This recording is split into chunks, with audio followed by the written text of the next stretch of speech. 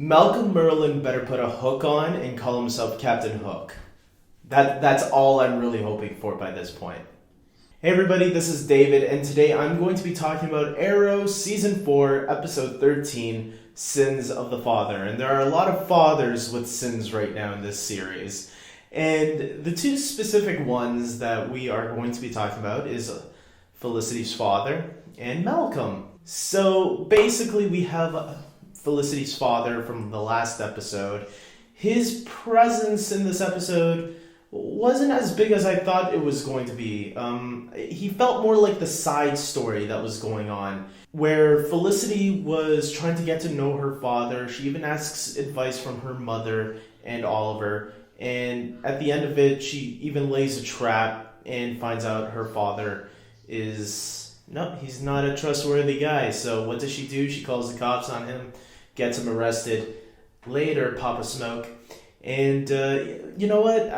I thought the storyline was fine. I felt it was more like we're going to be seeing him next time kind of thing. That's the impression I got from that. Meanwhile, the main story has Nyssa Al Ghul. Nyssa or Nyssa? Someone told me it was Nyssa. So anyways, Nyssa Al Ghul, she comes back, from the last episode as well. And she wants Oliver to kill Melcolm. And if he doesn't, she will not help Oliver help Thea get cured, right? So we have this all-out war because, Melcolm doesn't agree to this whole plan. He's not going to give himself up to Nyssa. And, whether it's for his own daughter or not, he is a stubborn asshole. So he's going to put up a fight, and an all-out war ensues between these two around Star City. And there's some interesting moments. So one specifically is where Laurel tries to go and reason with Nyssa, but clearly that doesn't work. And come on, Laurel, really? You actually thought you could reason with Nyssa? There was also a fight on the streets going on with all of them. And it was right before they captured her. And I thought it was funny that there were Christmas lights in the background, and we're in February already. It's like you can tell they clearly filmed this episode during Christmas time. So I just thought that was a little funny to me. Nyssa gets captured by Team Arrow. They try to compromise with her again. And she's not giving up. She wants Malcolm Merlin, and she wants him either dead or something else. And what is that something else? Well, Oliver comes up with a plan instead of killing him because he realizes all that Nyssa really wants is the ring, to have Merlin not be Ra's al Ghul anymore. So what does Oliver do? He steps in for Nyssa because Nyssa and Malcolm are about to have this showdown. Very similar to when Oliver and the real Ra's al Ghul had that fight on the mountain cliff. I even thought it was funny that Malcolm said, I guess in your case, maybe it's not best we fight with our shirts off. And I'm thinking, why not? That's kind of sexist. You guys should have fought with your shirt off, That would have been okay. It's normal.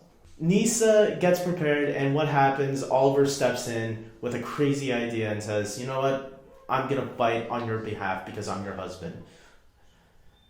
I'm surprised Oliver was going with that. But then you see what his plan is. It's to cut off Malcolm's hand. And what? Malcolm is now one hand less. And that's why I made the Captain Hook reference in the beginning. So after all that fight is done, Nyssa gets the ring, and it seems like she's going to be the next Ra's al Ghul, right? But no, she calls on a secret meeting between Oliver and Malcolm, and she decides she's disbanding the League of Assassins, and she burns Ra's al Ghul's ring. So, in other words, Gotham wants to use the League of Assassins, give them now, and because you guys clearly don't need it anymore, because the only reason you were holding on to it is because you wanted some more Batman-related stuff. Another interesting thing to note in this episode was that Malcolm actually revealed that he knew about William, Oliver's son, which was interesting. And I said, oh crap, how is this going to play into the rest of the episode?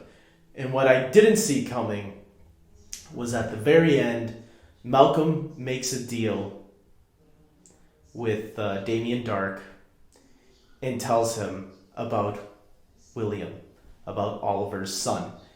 Now Damien Darhk has a weapon to use against Oliver, and shit is about to go down. Holy crap. And I'm like thinking, man, Melcolm, I was liking you. I still like you, but that was low, man. That was low.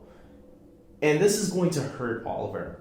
I still don't think William is going to be the one to die, only because I feel that character hasn't really earned a strong connection to the audience. I mean, I could be wrong, and maybe they will build William in these next couple of episodes.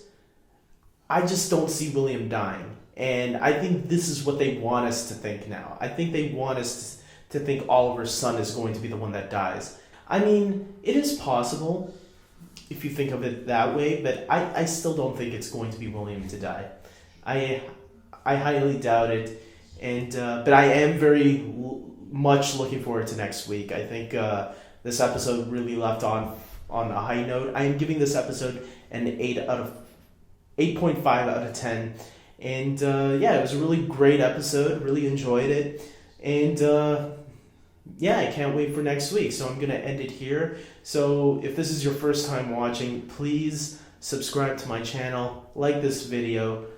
The dislike button, leave that alone. And I hope you guys tune in next week, because obviously I review every episode of Arrow because I love talking about this show. And tell me your theories and opinions on the episode below. Did you like it? Did you hate it?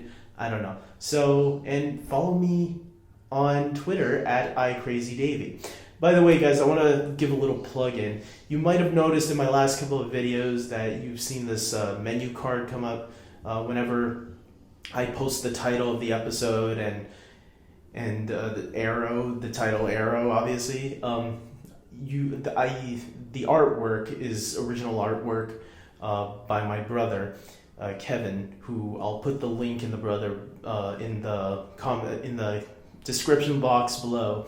And yeah, you can check out other artwork that he does, and because he's an artist, he's a comic book artist, or at least he's trying to get into that field. And he's actually going to be at Toronto Comic Con this coming March.